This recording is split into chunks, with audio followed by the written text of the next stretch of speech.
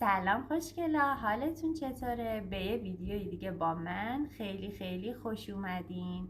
امروز میخوام تو این ویدیو بهتون یه دسر یلدایی آموزش بدم که یه ایده خوب و خوشمزه است واسه مهمونی شب یلداتون. اما قبلش بریم من صبحونه بخورم چون خیلی گشنمه. بعد با هم آموزش رو شروع کنیم.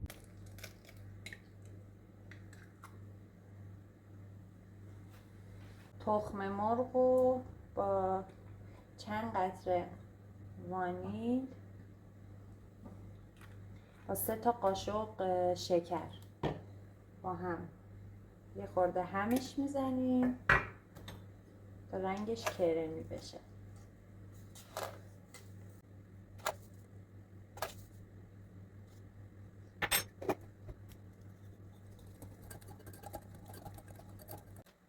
بعدش 2 تا قاشق روغن،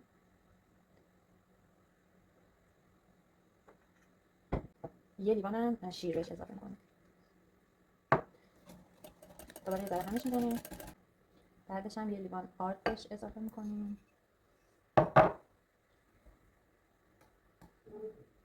من میخوام بزنمش تو این که راحت‌تر بتونم رو مایتابه بزنمش. میتونید با ملاقه هم این کار انجام بدید.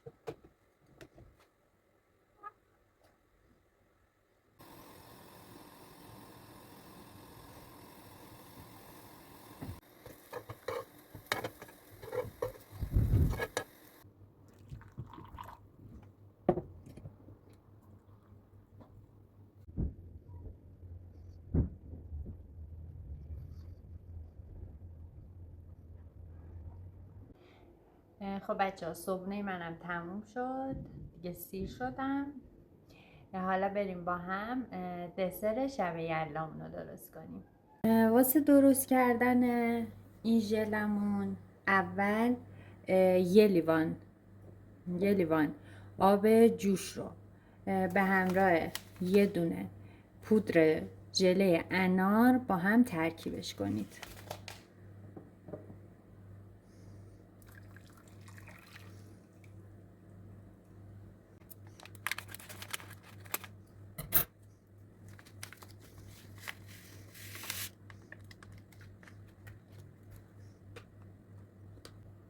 نصف لیوان دیگه باز بهش آب جوش اضافه کنید و دوباره هم بزنید. نیاز داریم واسه ژلمون به یه دونه قالب.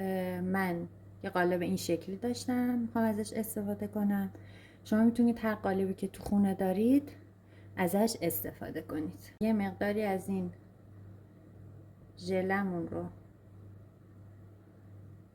داخل قالب میریزیم.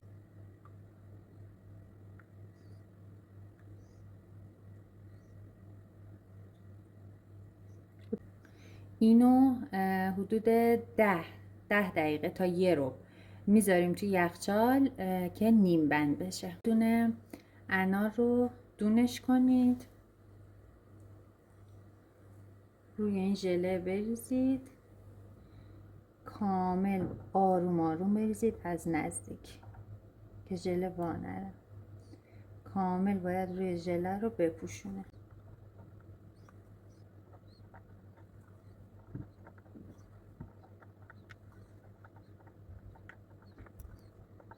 حالا دوباره از این مایه ژله روی این انارا میریزیم.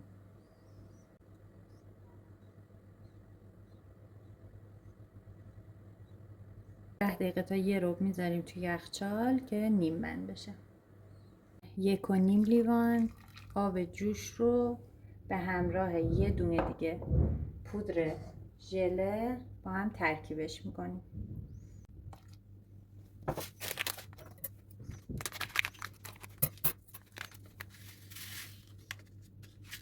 ژلمون رو داخل هر وسیله‌ای که دارید، قوطکن، غذاساز، هر وسیله‌ای که خودتون دارید بریزید.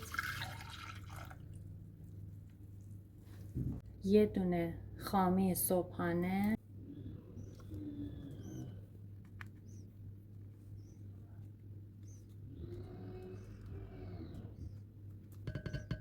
یه دونم بیسکویت پتیبور کوچیک بهش اضافه کنید.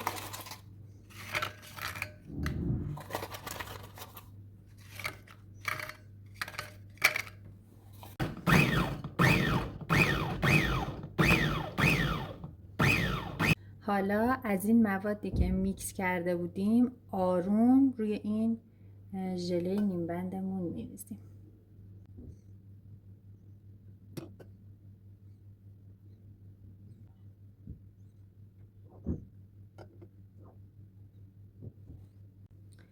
مواد رو که اینجوری کامل روی ژله ریختید بذارید حدود 6-7 ساعت توی یخچال بمونه تا کامل ببنده.